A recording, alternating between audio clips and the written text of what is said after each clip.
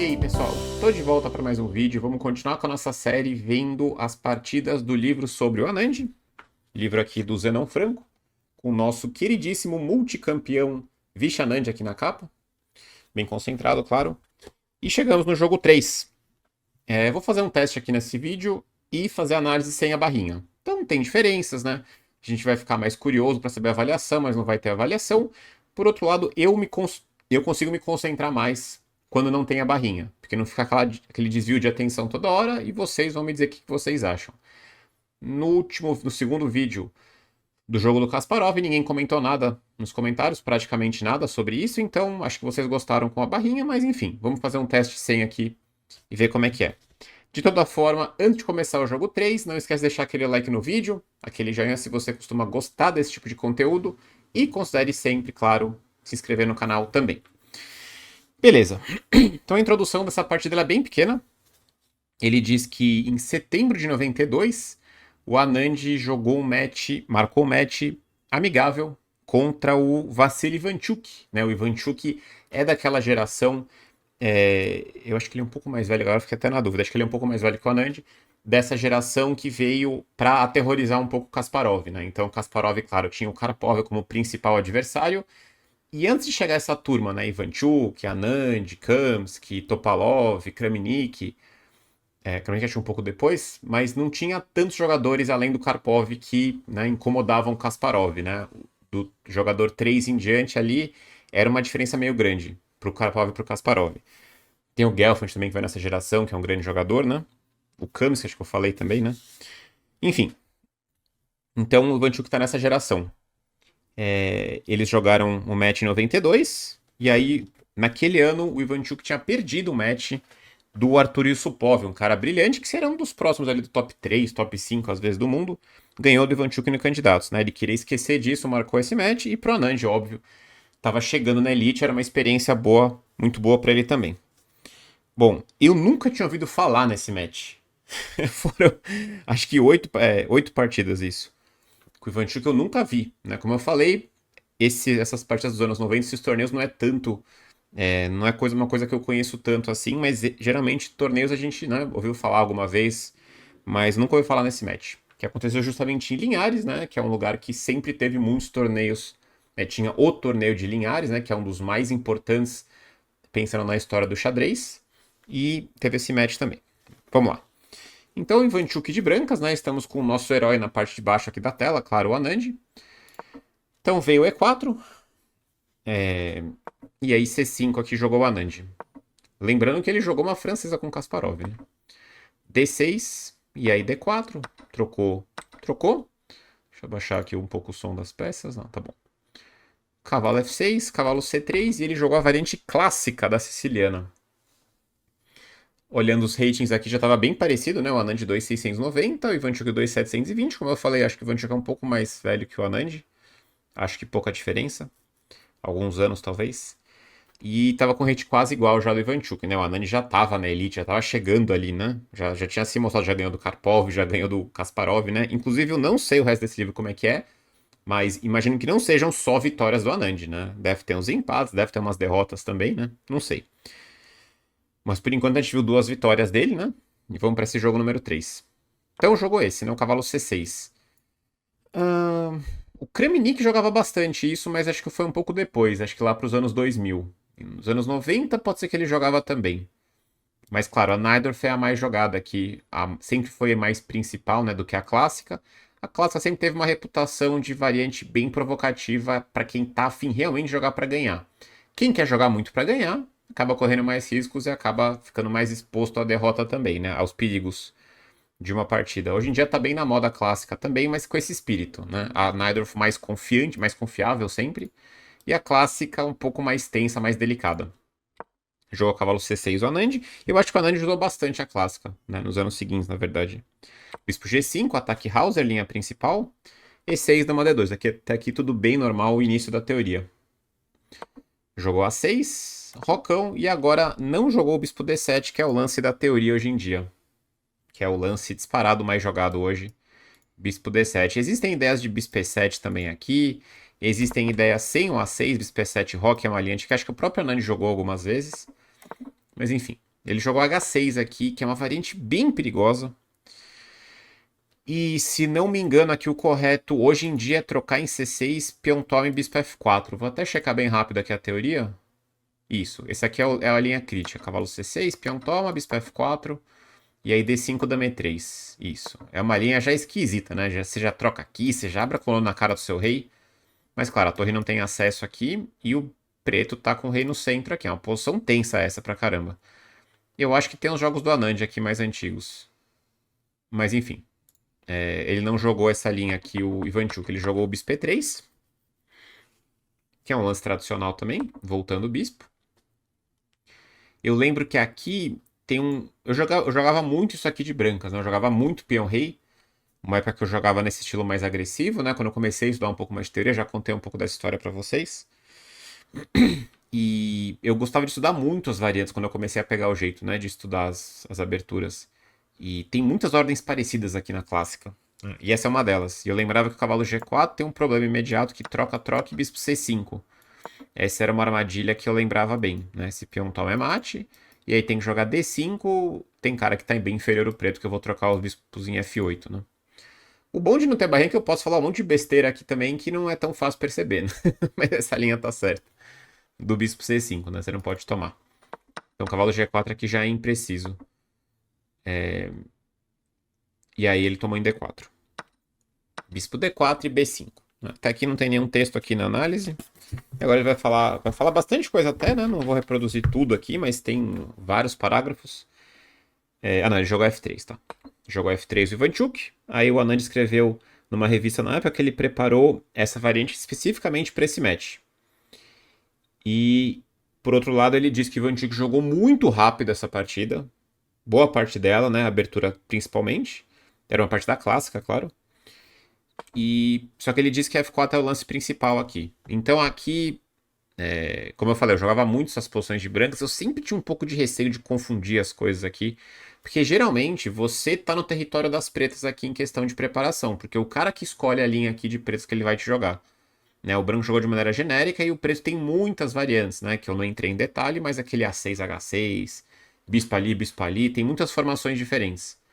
Então, assim, F4 diz que é o lance principal aqui. Nunca vi essa posição, né? Já tem que ver, considerar B4 e cavalo toma. Foi jogado poucas vezes o B4. Tô vendo aqui, tem muita partida dos anos 90 nessa linha aqui. Muita partida dos anos 90. Era moda mesmo. A clássica ficou bem moda nos anos 90. Não sei porque que não pode tomar o peão. Tem rei B1 também. Diz que o Ivanchuk na quinta partida desse match, né, que foi outros jogos, ele jogou rei B1, ele mudou, não jogou F3. Ele faz uma análise aqui se rei B1 perde o peão, né, mas ele é só uma análise bem curta aqui, né, rei B1, B4, cavalo A4 toma, dama por B4, D5, dama E1, né, segue uma análise aqui que não importa muito, mas a princípio ele tá querendo dizer que isso é perigoso pro preto. Porque tá vindo F3, tá vindo o cavalo B6 aqui. O preto tem um centro muito forte, mas eu não roquei ainda, né? Posso até sonhar com C4 às vezes aqui. E se o bispo sair de mau jeito, tá perdendo em G7, né? Então, não sei bem qual seria a avaliação aqui. Mas deve ter partidas nessa posição. Eu nunca foi jogado esse lance. Rei B1. Tem dois jogos Ivan Tchoukian nessa posição. Interessante. Com rei B1, né? Bom, mas aqui. O F3 é o mais jogado, na verdade. Ele diz que o F4 é o principal aqui. Bom, tem essas análises, enfim, mas ele tá dizendo, tá argumentando que rei B1 é possível, porque B4 não é tão simples para ganhar o peão, né? O F4 ele não analisa muito, mas o F3 é um lance a princípio mais seguro. Você não perde o peão, você não sacrifica o peão. Por outro lado, você não cria o incômodo do F4 e E5 tão rápido, né? Você vai atacar de maneira um pouco mais lenta, né? Com G4, H4. E aqui ele jogou dama A5. O Anand já é um lance um pouco comprometedor aqui, né? Você já define a dama para A5. Ameaçou B4, porque se tirar o cavalo tá caindo em A2. A3, dá um pouco de medo, mas é uma reação típica. Né? Se eu jogar B4, eu puxo o cavalo para A2, geralmente esse peão vai cair, né? Porque tem uma cravada aqui na dama. E aqui ele jogou E5. Ele fala que rei B1 era possível também, mas enfim, ele jogou A3. E aqui ele jogou E5. nessa posição. Aí tem um pouco mais de análise, que não importa muito. Mas ele fala aqui que 10 anos depois, né, ou seja, em 2002, né, também 92 aqui, o Ivanchuk jogou bispo E7. Diz o Anand que é melhor do que o E5, né, bispo E7. Essas posições de clássica, eu sempre tive muito receio de jogar, porque é muito flexível sempre pro preto, né? Então tem os panos com B4, tem o E5, às vezes você tenta fazer um D5 direto, às vezes você simplesmente desenvolve e faz o rock, né? Então eu nem consigo fazer muita análise ainda aqui concreta, né? Estamos só vendo o que ele está dizendo por enquanto. Mas ele diz que bispo E7 é um lance melhor aqui. Ele fala que E5 não é o melhor lance aqui. Ele fala que bispo E7 é um lance mais útil e eu deixo a opção no ar de jogar E5. Porque quando eu jogo E5, eu já deixo o meu plano de jogo bem definido. E pelo jeito o Ivanchuk vai aproveitar de alguma forma, isso eu não sei. Inclusive, como vocês sabem, eu faço essa análise sem nem ter visto a partida antes, tá? Eu nem sei o que aconteceu nessa partida, faço a mínima ideia. Eu vi o resultado já, porque eu tive que pegar a partida da base de dados. Mas assim, eu nem sei o que aconteceu. Então, realmente, eu faço análise como se eu estivesse vendo pela primeira vez. Eu realmente estou vendo pela primeira vez a partida, né? Enfim, então ele fala que o bispo E7 é um pouco melhor. Ele diz bispo E7, rei B1, aí sim E5. Bispo F2 e aí bispo E6. Enfim. Uma ideia que eu lembro aqui, vamos dizer que ele jogasse o rei B1, tá? Que é o lance que é indicado aqui. B4, né? Ele indica, ele fala que é importante tomar em F6 aqui. Dobra o peão, joga essa estrutura que tem lado bom e lado ruim. Não dá pra dizer se é bom ou ruim isso, é interessante pros dois. Mas se cavalo E2, aí sim o E5 vem com mais força. Essa é uma ideia que eu lembro que eu tenho bem claro na cabeça. Por quê? Nessa posição o cavalo não tem mais perigo de pular em D5. Né? Tanto que o E5 que ele joga na partida dá uma impressão de ser um pouco esquisito, porque agora vem o bispo E6 e repara que o cavalo já foi removido de C3, né? Tô ameaçando mate em 2. A cavalo C1 costuma ser a reação típica e normalmente já chega um D5 aqui. Cavalo B3, dama C7. Já vi posições bem parecidas e a princípio, olha como é legal não ter a barrinha. Pode estar perdido aqui o preto, mas acho que não tá. Eu tô mal desenvolvido, mas vou até botar a barrinha por um instante. Eu acho que o preto tá bem aqui. Ele já prefere o preto. Porque eu tenho. Confuso, porque eu tô correndo sem também, então não é tão claro. Mas a princípio eu cheguei bem aqui já. Tô ameaçando talvez um D4, ganhar o peão. E se eu tomar aqui, imagino que eu tome de cavalo. Eu acho que o preto tem a cara de estar melhor aqui, né? Esse 0.1 acho que até é pouco. Porque eu já mobilizo aqui bem, né? Posso jogar bispo E7, fazer o rock. Eu tenho um jogo muito, muito livre na lado da dama aqui, né? Muito livre. E eu me livro desse problema do peão de D6, já, né? Agora sim, tá começando a gostar do preto de verdade.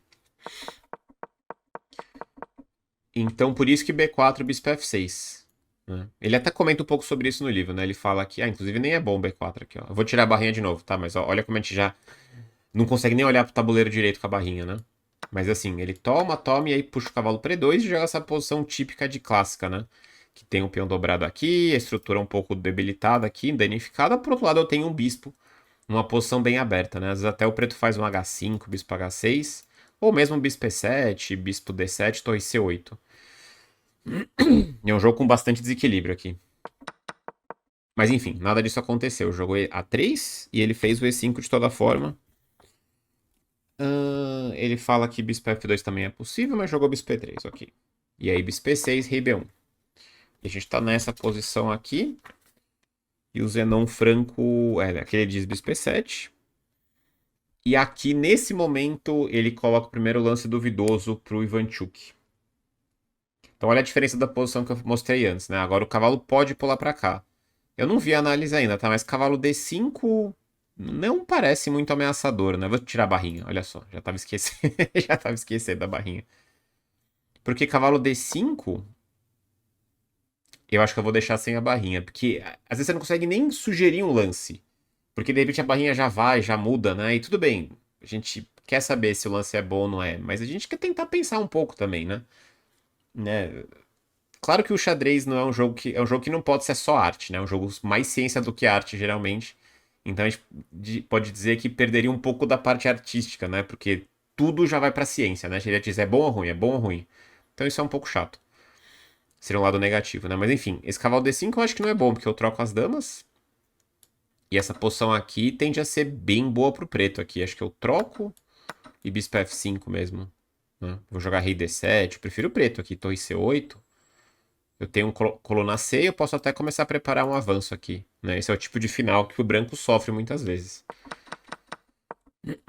Ele não fala que ele fala que G4 é duvidoso, mas ele fala que... E ele fala assim, porque G4 é o lance normal aqui. Né? O branco tem que tentar uma iniciativa desse lado. Então, como que esse lance é duvidoso? Só que ele fala que nessa posição não vai ter ataque. E ele fala que H4 era um lance melhor aqui. Isso me custa bastante a entender, H4. Me custa bastante a entender. Porque ele fala, enfim, H4 aqui, por exemplo, e aí torre B8. Né? Agora preparando o B4 com bastante força até. E agora ele faz o cavalo D5 mesmo. Dama D2. Ah, tá, ele quer tomar em F6 intermediário, ok. Bispo F6. Torre por D2, rei E7. E a vantagem branca é insignificante. Eu prefiro... Tá, aqui pelo menos o peão não veio pra cá, né? Que eu acho que é ruim. Ele fala que a vantagem branca é insignificante. Mas o que ele quer dizer, então? Bababã...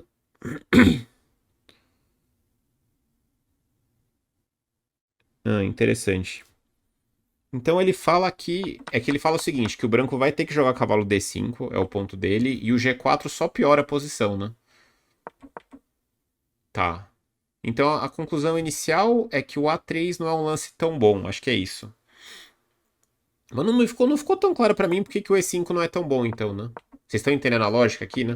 Porque a gente tem que entender a história da partida. Ele fala que bispo E7 é melhor. E5 ele diz que não é o melhor lance, mas não tá muito claro por quê, né? Ele indica esse H4 aqui, mas torre B8 parece que tá ok pro preto. Enfim, eu fiquei um pouco confuso aqui com esse comentário. Mas ok, ele jogou G4. Ah não, ele diz assim, ele diz que H4 é melhor, de toda forma. Ah não, desculpa, agora eu entendi, desculpa, H4.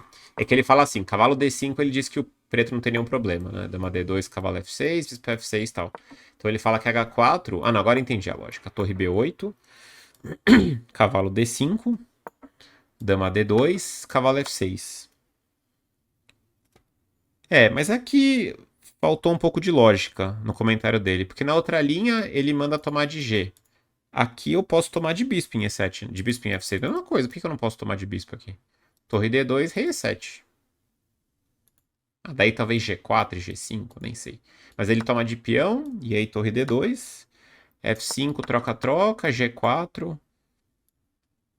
E ele fala que tem chances para os dois lados aqui, seguido de F4. Eu não entendi, né, porque que o E5 do Anand não é bom. Eu acho que toda essa variante é boa pro preto já. E aqui faltou ele colocar na análise bispo por F6, né? E aí torre D2, rei E7. Né? G4 não vai incomodar. Enfim, é muito lance, eu acho que aí faltou mencionar o bispo F6 só. Bom, ele joga G4, duvidoso.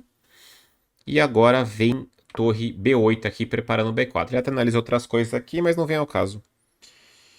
E agora sim tá chegando o B4, com bastante força, né? Porque esse cavalo A2 eu vou ter uma capturinha A2, provavelmente.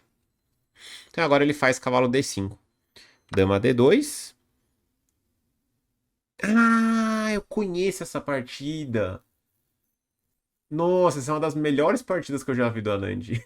Agora eu lembrei. Que cai num final muito legal. Nossa, essa partida então. Olha só. Mostrando que eu realmente não vi nada, né? Dessa partida depois, que eu teria reconhecido mais pro final. Ah, essa é a famosa partida do Anand com o Ivanchuk. Entendi agora. Tá, agora ele fala o seguinte: ele fala que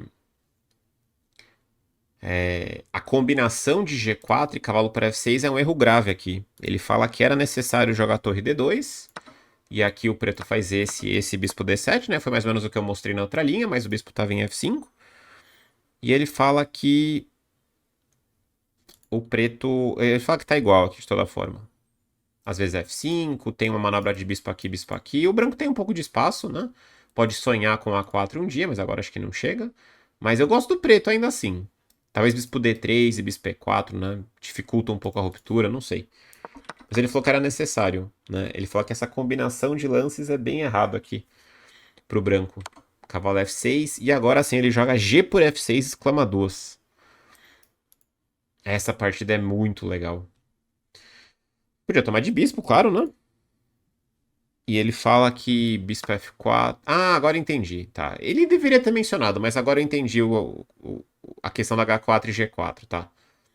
Naquela outra posição, aqui, né, do H4, se jogar o bispo F6, ele comenta que essa posição branco tá um pouco melhor. O G4 que eu falei. Eu achei que era pouco preocupante isso, mas o bispo tá um pouco estranho aqui. Então, na partida com G4, ele fala isso. Torre B8, cavalo D5, dama D2. E aí, cavalo F6. Se bispo F6, agora ele mostra assim. Ele deveria ter mencionado na outra linha, tá? Mas ele fala que se torre D2, rei E7, o branco tá um pouco melhor com H4. Essa é a avaliação do Zenon Franco, né? E ele joga G por F6, exclama duas aqui. E é um lance interessante, porque visualmente não parece um lance bom, porque eu não consigo jogar F5 aqui, né? Eu tô paralisado aqui. Mas vamos ver como é que vai ser o desenrolar aqui da partida. Jogou torre pro D2. E agora H5, que é um lance bem natural, né? Porque ele quer quebrar. Esse lance aqui chama bastante atenção, claro. Ele fala que o preto tem que jogar de maneira bem ativa, senão o branco vai fazer um H3 consolidando. E depois vai tirar a torre para G1 e diz que o branco tá um pouco melhor. Ainda acho bem difícil acreditar que o branco tá melhor aqui. Tudo bem que tá quebrado aqui, mas é o tipo de posição que se não tem cavalo é muito difícil aproveitar. Mas ok, H5 é natural. Torre G1. Toma, toma. E agora ele faz um lance que exclama duas. É um lance muito legal. Assim, o Anand tem muitas partidas incríveis. Essa aqui não é uma partida incrível de ataque, de sacrifício espetacular, mas é um entendimento muito bom da posição. Ele faz um lance muito legal aqui. Se quiser dar um pause e pensar, fica à vontade, né? Ele faz um lance que exclama duas, que na verdade essa partida é incrível, mas o Zenon Franco tá empolgado aqui. O autor tá muito empolgado, que é o segundo lance, a gente pode dizer brilhante, né? Que ele coloca. Então, a ideia é que o branco. Eu não sei bem o que ele quer fazer. Ah, ele fala que H3 e torre G3 é um tipo de lance que ele quer fazer. Ele quer estabilizar, botar a torre em F3. É, talvez esteja um pouco chato pro preto se ele não fizer nada mesmo. Ainda assim acho difícil de entender como é que seria o plano de evolução do branco aqui. Eu tenho muita dificuldade para romper. Eu tenho um peão passado aqui em H, né? Então poderia talvez fazer isso, isso, isso. Talvez bispo para algum lugar ou trazer o rei direto, não sei. Começar a avançar o peão de H, não sei. Bem aos poucos faz o branco teria alguma chance. Mas vou colocar o lance agora que ele jogou então. Jogou o bispo C4, exclama duas aqui. Trocando, né, a peça boa dele, pensando nos bispos. Troca o bispo que supostamente é o ruim das brancas pelo bispo bom das pretas e sobra esse bispo ruim em E7. Mas é um lance muito legal, baseado em fatores dinâmicos da posição que ele explica. Por quê? Né, vamos dizer que ele não trocou, ele jogou B3 aqui, né? Porque trocar eu acho que ajuda muito as pretas, né? Tanto que eu acho que ele nem comenta isso. É isso. Esse tomou, ameaçou C3. E aí o branco não tem tempo de jogar a torre G3, H3, né? C3, aí vem o torre H3, que é super desagradável, né? E um dos pontos dessa transformação de estrutura do Anand é que ele quer botar o rei em E6. Isso é muito temático em posições sicilianas. Eu quero jogar rei D7 e rei E6. O rei fica muito bem aí, porque ele não leva cheque nunca mais. Ele vai ter que deixar. O branco vai ter que ficar com uma torre presa aqui para controlar o D5. E eu posso sonhar com D5 e F5 também em algum momento, né? Então o rei fica excelente em E6. Por isso que ele joga bispo C4 também. Para evoluir o rei, né? Mas ele joga B3 aqui. O Ivanchuk. Toma, toma. E aqui ele joga a torre H3, que é um lance importante. Ele tá realmente baseando tudo num plano muito ativo, né? Se eu jogasse rei D7 agora, provavelmente ele faz torre F3. É, ele não comenta isso, mas é isso, né? Se chegar a torre F3 e H3, aqui talvez a gente pode começar a dizer que realmente vai sofrer aqui o Anand. Porque eu não tenho essa iniciativa, né, do torre H3.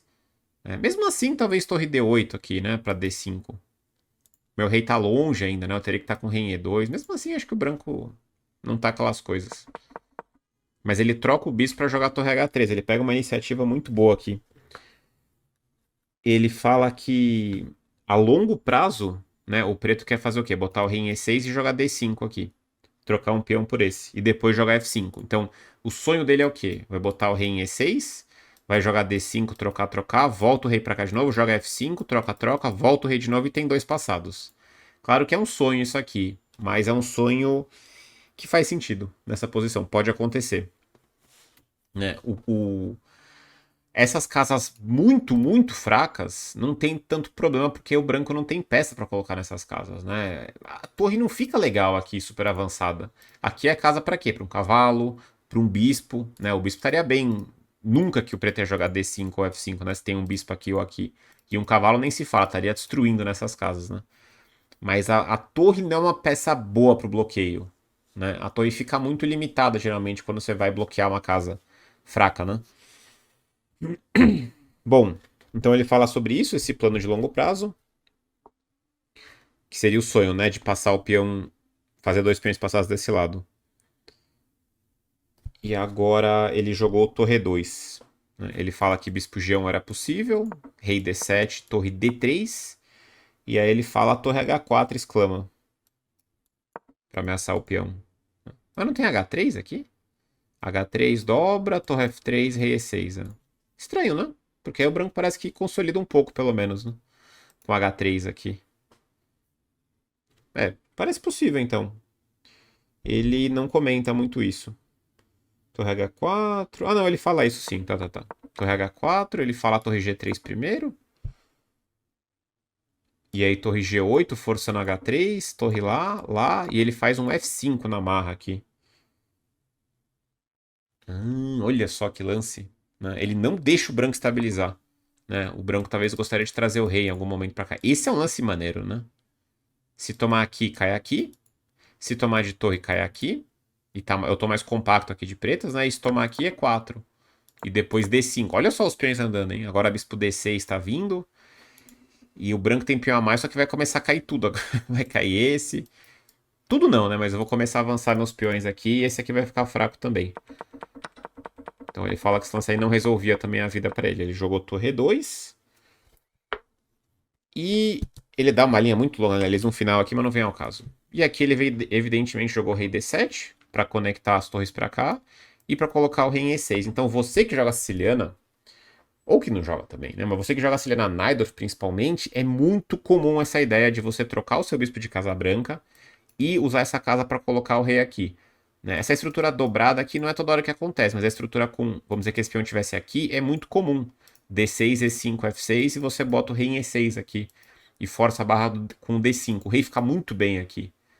Tem várias partidas de Najdorf que acontece isso com esse rei em E6. Então ele joga rei D7. Ele já jogou G5 aqui, o Ivanchuk, ele sim, claramente se sentiu mal aqui já. Porque tá difícil, né? Evitar aqui o torre H8, torre G8, tá fraco aqui. Ele joga G5, que ele nem comenta nada aqui, mas meio que ajuda o Anand, né? Porque eu já quero fazer isso. Eu já quero trocar o peão de F pelo de G, né? Ele joga rei E6, tomou bispo por F6. Torre F2 fazia o quê? Ah, bispo H4, né? Acho que é esse o lance, né? E aí se tomar aqui, cai o bispo. Interessante. Então não tem tempo de jogar a torre ali, né? Ele joga bispo D2. E agora ele tá ameaçando dobrar aqui em F2, né? E aqui é muito legal que ele pergunta o que eu tenho que jogar de pretas, né? Ele fala que um lance bem simples e bom. Aqui ele joga bispo E7, exclama. E quando bispo E1, F6. Eu já falei muito sobre esse tema e vai ser um capítulo do meu livro no dia que o livro sair. Que nos finais de torre e um bispo, né? Com ou sem dama, né? O final de peças pesadas de modo geral, que seria a torre ou dama. Com um bispo, é bem interessante você botar seus peões na casa do seu bispo. Por mais que ele deixe o seu bispo bem limitado, seus peões ficam bem protegidos pelo seu bispo e você pode ter liberdade com a torre para ir para lá e para cá. Então é muito legal esse lance, né? Porque você fala, bom, agora ele trocou o peão, ele não vai botar mais peão em casa preta, só que ele joga esse e ele joga esse. Ele quer travar tudo para finalmente jogar o D5 e passar os 2 peões. Então é um plano estratégico muito, muito claro, né? Que ele faz assim. Não digo claro que é fácil. Claro assim, ele mostra um plano e ele faz exatamente aquilo, né? que ele consegue finalmente viabilizar os dois passados.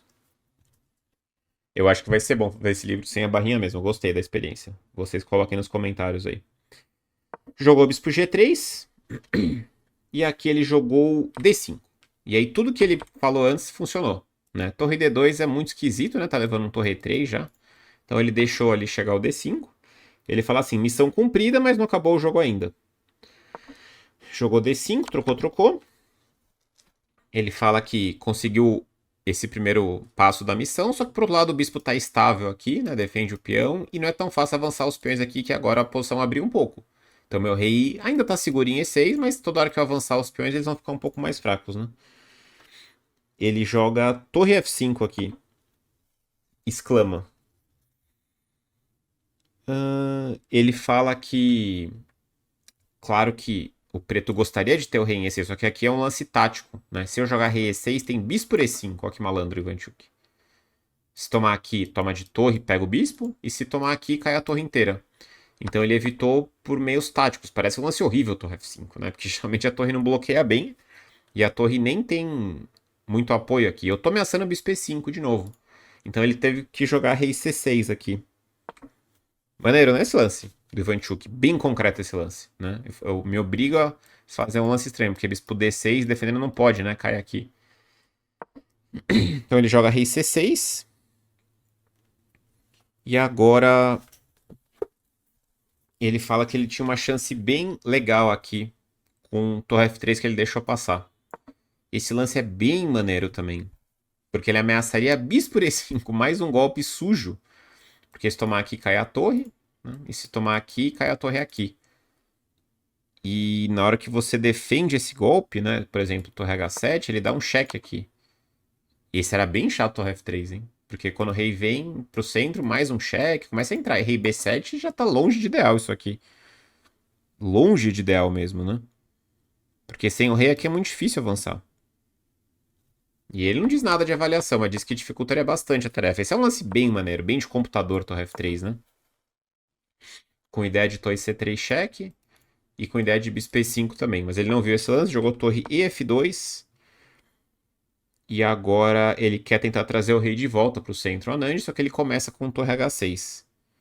Porque esse rei descer direto, ele não vai sacrificar agora, mas ele pode fazer algo assim. Ele jogou torre H6 para proteger algum sacrifício ali. Rei B2, rei D7. Torre E2, malandro de novo, se rei E6, mesmo golpe, bispo E5. Só que ele joga bispo D6 primeiro, torre F3 e agora torre C8. Mas ele fala que era possível jogar rei E6. Ele quer evitar o torre C3 aqui. Então jogou torre C8 aqui. E agora se torre C3, bispo por A3 cheque. Desvia, né, o rei e vai ganhar a torre. E aí jogou bispo E1, finalmente chegou rei E6. E aí o Anand fala, agora sim missão cumprida. Ele fez os peões, ele trocou os peões, fez os passados, mas olha o trabalho para começar a avançar o peão. Agora ele se organizou bem, saiu dos temas táticos. Então, assim, é importante entender isso. Quando você está jogando com um cara tipo Ivanchuk, que não fez um jogo bom na abertura, ficou pior de brancas, ele conseguiu jogar fino ali o Anand. Bispo C4, trocou os bispos, fez o plano. Quando você conclui seu plano estratégico, não quer dizer nada que você vai ganhar. O cara vai brigar um monte, né? Ele ainda foi bom para Anand que o Ivanchuk não viu aquele torre F3, que dificultaria mais ainda a tarefa dele. Então, de você ficar melhor para ganhar, tem um caminho longo. Esses caras têm muita resistência, porque ele sabe o que você está fazendo. Ele está olhando o tempo todo para suas ideias e para a ideia de contra-jogo dele, né? Agora realmente está ficando difícil para o Ivanchuk, mas olha o trabalho que deu, né? Jogou rei E6 e agora jogou torre D3. Ele falou que podia jogar F5 direto, mas ele preferiu fazer mais um lance de espera, de preparação, um lance preparativo torre H7, que eu nem entendo muito bem. Que se dobrar aqui, bispo C5, talvez, né? Para evitar a torre D7. Enfim, tá tomando cuidado, Anand, não tem nada de errado nisso. Torre G3 veio o bispo C5. Rei A2 para sair do cheque aqui. Ele tá realmente preparando com muito cuidado. Jogou a torre D7. Porque agora se F5 tem uns cheques aqui, né? Torre C3, torre CC7.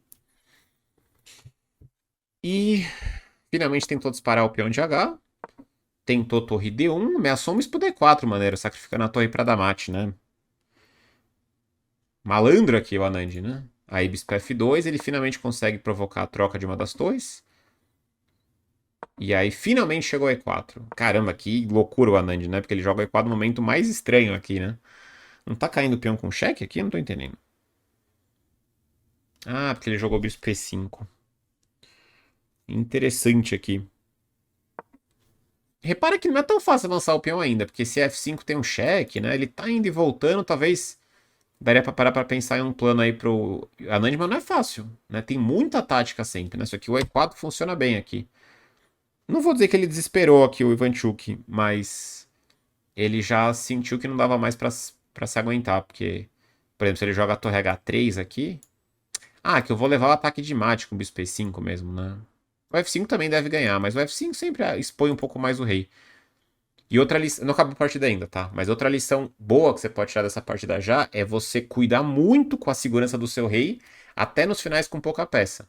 E quando eu digo segurança, não é que ele vai levar ataque de mate, só que ele vai ficar muito exposto a levar os cheques, né? Se ele sair empurrando F5 rápido. E4 sacrificou, torre por E4 e bispo E5. Olha que lance legal. Ameaçou mate aqui e ameaçou rei F5, provavelmente. Que vai ameaçar mate aqui também, vai ameaçar a torre e vai ameaçar a torre aqui. E se C3 aqui, torre D2. Então, assim, taticamente falhou aqui, mas acho que já não tinha defesa, né? Vamos ver o que diz a barrinha aqui. Se a barrinha concorda, já tá 3 pontos de vantagem aqui. Devia estar ganho sempre, mas ele foi para lá e para cá. Né? Depois que o rei chegou em E6, ele demorou mais 7 lãs para fazer avanço, né? Ele organizou primeiro uma tentativa de ataque aqui. Mas a barrinha totalmente concorda aqui com a Nand, né? Bispo E5. Jogou torre por E5 cheque no desespero. F por E5. E agora tá caindo o peão de C2. E tem essa ameaça aqui mortal também. Jogou rei B2 e agora torre D2. Achou que tava na hora de jogar a toalha aqui. Vassili Ivanchuk e abandona de brancas. Tá. Próxima partida já não é desse match. Eu tava até pensando se ia ter outros jogos desse match aqui, mas não tem. Ele fala que... Partida muito boa, óbvio, né? Mas ele comenta assim, o Anand. Ele fala que esse match foi um ponto muito importante da minha carreira, já que eu ganhei muita confiança ganhando do Ivanchuk de 5-3. Então foram 8 jogos, 5-3 pro Anand. Primeiro que o ganhador, o Ivanchuk representava muito para ele, era um grande adversário. E eu aceitei isso como um sinal importante para o próximo ciclo do Campeonato Mundial que ele começou a buscar, né? Claro que a gente sabe na história que o Anand demorou para ser campeão mundial ainda, né? Era duro com o Kasparov jogando ainda. Aí ele fala que em novembro de 92, né, no fim desse ano, ele jogou o Memorial Alekhine em Moscou, que era um torneio muito, muito forte com os melhores jogadores do mundo. E o Anand ficou em primeiro lugar empatado com o Gelfand, né? Boris Gelfand de Israel, que, como eu falei, é um dos jogadores que veio nessa geração para botar uma pressão ali no Kasparov, né? Caras que chegaram ali no top 5, top 10 do mundo, junto com o Kasparov. O Karpov que já estavam super estabelecidos como grandes jogadores, né? Ele fala depois desse grande resultado, em 92, o Anand pela primeira vez chegou nos 2.700. Ele foi o 8º jogador na história a chegar nesse nível. É engraçado que, né, 2.800 hoje, em 2024, a gente teve mais de 15 jogadores ou 20 jogadores, nem sei. Que acho que 15 jogadores que chegaram a 2.800, né? Naquela época, em 92, 7 jogadores só tinham chegado em 2.700. O Anand foi o 8º com esse resultado no ano de 1992. Legal. Mais uma vitória, então, do Vishanand. Não sei se vão ser só vitórias, mas a princípio eu gostei da análise sem a barrinha. Uma partida muito bem trabalhada, né? Esse bispo C4 é um lance muito notável dele aqui, né? Porque ele consegue... Ele dobra o peão intencionalmente aqui, né? Porque vamos entender, ele tinha a opção de não dobrar os peões, né? E é um tema que eu falo muito pra vocês. Não fica com essa ideia de que peão dobrado é ruim, tá? E esse realmente não é fácil entender porque que é bom, tá? Mas assim, a ideia de que peão dobrado é ruim, isso aí é nada a ver, né? Aqui realmente parece um pouco curioso. Mas ele escolhe tomar de peão aqui, escolhe trocar os bispos, e ele, visualmente, com o bispo mal aqui, ele prova que nesses finais sem cavalo, o jogo de torre e o jogo de rei aqui dele é muito mais importante do que essas supostas casas fracas, né? O suposto bispo passivo, e o bispo não fica passivo porque ele não deixa o cara fazer H3 estabilizando. Ele acaba provocando o G5 quando troca esse peão, é questão de tempo até ele encaixar o D5. Né? Claro que tudo isso aqui tem muita análise, né? Eu passei de maneira mais ou menos rápida a partida até. E aqui, depois de muito vai e vem, ele consegue finalmente avançar os peões dele, mas ainda assim não era tão fácil, né? Eu fiquei até curioso para ver a avaliação no computador aqui. Não, perfeito, é isso aí, 0.8. Não tá ganho aqui ainda, mas ele já tem uma vantagem clara, porque um dia esses peões vão avançar. Nem que dê bastante trabalho, né? Então, assim, eu gostei desse formato de sem a barrinha e em poucos momentos que eu achar realmente interessante, eu coloco para ver o que a barrinha diz, né? Das avaliações, mesmo sem ver os lances aqui. Beleza.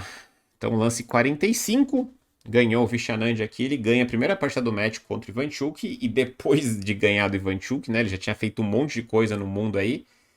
Mais do que nunca, tava todo mundo sabendo já que o cara veio para ficar, né? O Anand, o jovem Anand, já tava destruindo todo mundo.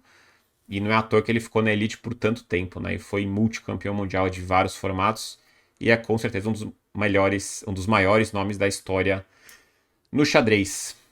Beleza. Então, se você gostou aqui desse vídeo, com essa análise do jogo do Anand contra o Ivanchuk, não esquece de deixar aquele joinha, aquele like se você não deixou no começo do vídeo.